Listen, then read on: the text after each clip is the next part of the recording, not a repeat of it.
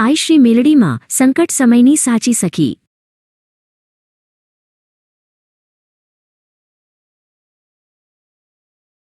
રવિવારની સવાર હતી। 10 વર્ષની આર્યા તેના દાદા ધીરજ કાકા સાથે જૂનાગઢના રસ્તે જતી હતી। રસ્તામાં માતાજીના ગીતો વાગી રહ્યા હતા। આર્યાએ પૂછ્યું, દાદા, મેલડીમાં વિશે મને જણાવો ને। લોકો કહે છે કે તેઓ પળવારમાં ભક્તોની વહારે આવે છે। તેમની ઉત્પત્તિ કેવી રીતે થઈ? ધીરજ કાકાએ વહાલથી આર્યાની સામે જોયું અને મેલડી માની પાવન કથા શરૂ કરી। ધીરજ કાકાએ કહ્યું, બેટા, મેલડી માં એ આદ્યશક્તિનું જ એક તેજસ્વી સ્વરૂપ છે। પુરાણો મુજબ જ્યારે પૃથ્વી પર પાપ વધી ગયું હતું ત્યારે દેવોએ જગદંબાને પ્રાર્થના કરી। માતાજીએ શક્તિના અંશમાંથી મેલડી માનું પ્રાગટ્ય કર્યું। તેમનો મુખ્ય ઉદ્દેશ્ય નિર્દોષોની રક્ષા અને અન્યાયનો નાશ કરવાનો હતો। તેઓ દેખાવમાં ભલે ઉગ્ર લાગે પણ હૃદયથી અતિ કોમળ છે। દાદા, માની સવારી કઈ છે? આર્યાએ પૂછ્યું। ધીરજ કાકા બોલ્યા, માં મેલડીની સવારી બકરો છે। તને ખબર છે, બકરો એ ભોળપણનું પ્રતીક છે। માં શીખવે છે કે જે વ્યક્તિ બાળક જેવી નિર્દોષ અને ભોળી હોય તેની સાથે માં હંમેશા રહે છે। માના હાથમાં રહેલું ત્રિશૂળ ત્રણેય લોકના દુઃખને હરવાની શક્તિ ધરાવે છે।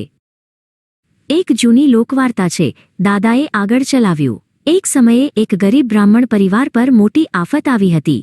ગામના કેટલાક અસુર જેવા માણસો તેમની જમીન હડપવા માંગતા હતા। બ્રાહ્મણની નાની દીકરીએ માં મેલડીને હૃદયપૂર્વક પોકાર કર્યો। કહેવાય છે કે માં એ દીકરીની રક્ષા માટે વાયુવેગે પ્રગટ થયા અને તે અન્યાયીઓને પાઠ ભણાવ્યો। આર્યા આશ્ચર્યથી સાંભળી રહી હતી। ધીરજ કાકાએ કહ્યું, માને અંતર્યામી કહેવામાં આવે છે કારણ કે તેઓ ભક્તના મનની વાત બોલ્યા વગર સમજી જાય છે। માં મેલડીના અનેક ધામ છે, જેમાં ટિંબલી અને રાજપરા જેવા સ્થાનો ખૂબ જ પ્રખ્યાત છે। ત્યાં માં સાક્ષાત બિરાજમાન છે તેવો ભક્તોને અનુભવ થાય છે। હવે તને રતનજીની વાત કહું, દાદાએ કહ્યું। રતનજી એક ખૂબ જ પ્રામાણિક ખેડૂત હતો। એકવાર તેના પર ખોટો આક્ષેપ મૂકવામાં આવ્યો અને તેને જેલ જવાનો વારો આવ્યો।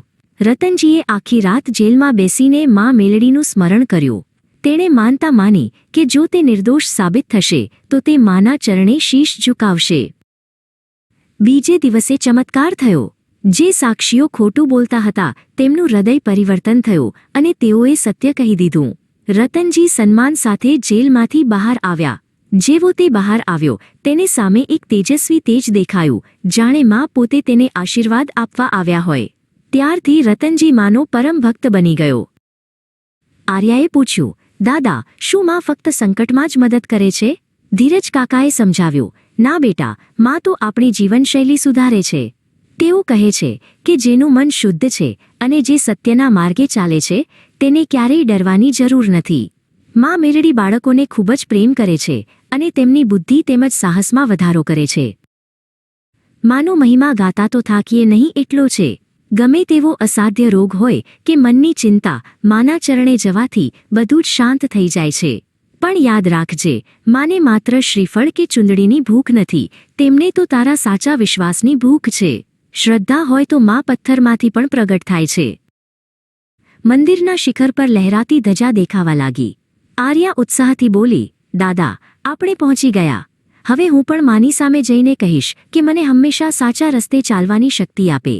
ધીરજ કાકા હસ્યા અને બંને માના જયઘોષ સાથે મંદિરના પગથિયાં ચઢવા લાગ્યા।